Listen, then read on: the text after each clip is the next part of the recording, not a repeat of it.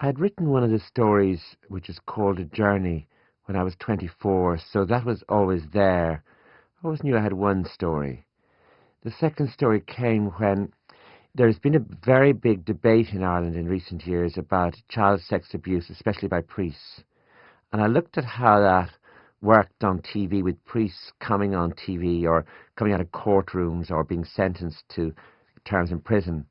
And it struck me, I wonder what it would be like in a small town in Ireland for the mother of somebody like that. How would she live?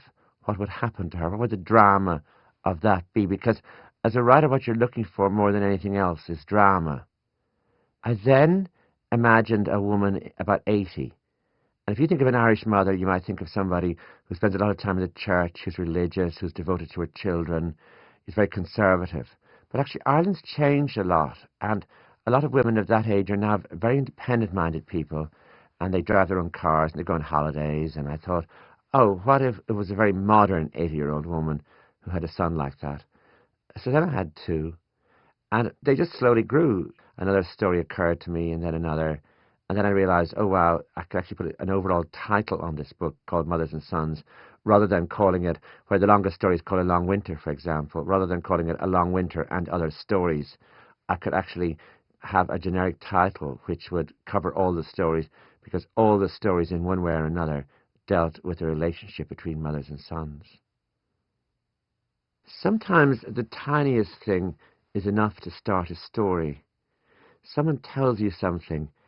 I have a house in Spain in the Pyrenees, and we bought a garden from a man, and somebody told me that there was a ruined house in the garden, that his mother had been born in that house, and that she had died, in fact, because she had left her own village that she married into and walked back to the village she was from, and done this on a winter's day, and the snow came very suddenly, and that she was covered in the snow, and they couldn't find her.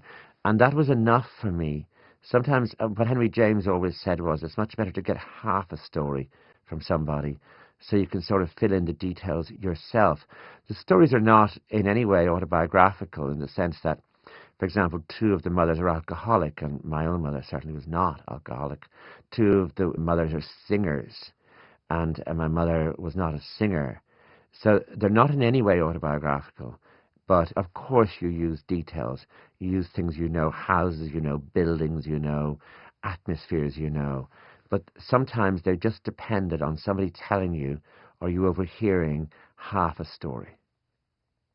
The story A Long Winter took me the longest to do. It's the story set in the Pyrenees, where a woman leaves the house that she married into and walks back to the house she's from, and a big snowstorm comes. The place becomes a most inhospitable place, and her son goes in search of her. I realized when I had this story that I should be very careful with it. For me, anyway, that was as clear in its line as that I had a drama as clear as that. So what I did was, I went to the Pyrenees at that time of the year. I walked every day or every other day along the very road the son walked on looking for his mother, in the weather the son was walking along. So I found the weather. For example, in the story, the barn door bangs at night, and he has to get up because the door is open and it's keeping him awake. He has to get up and put a stone against it to keep it, tight. And he closed, and that happened. I mean, in other words, I, one night, had to get up and do that. And the next morning I got up and I wrote the account of the boy in the story doing that. I went out walking one day, and they were shooting wild boar in the forest, and I saw them coming by in a truck with the dead boar in the back of the truck, and that happens in the story. So that the details of weather and some of the details and some of the houses, all that, I actually wrote on the hoof, as it were. I was there that day when that happened. Of course, the outline of the story, the larger story, was something I'd half heard and half imagined. But that was the story, I think, well, obviously it's the longest story. It's 25,000 words. It's about 80 pages that I put, I suppose, most work into.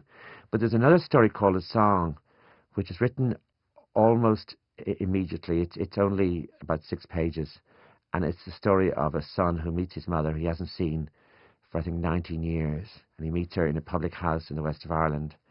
And that was written really almost in one draft, almost in one sitting, and it came to me very easily. So sometimes you obviously grow terribly fond of something that takes no work, and you wish all fiction could be as easy as that. I suppose those two stories, one called A Song and the other called A Long Winter, which I like best in this book.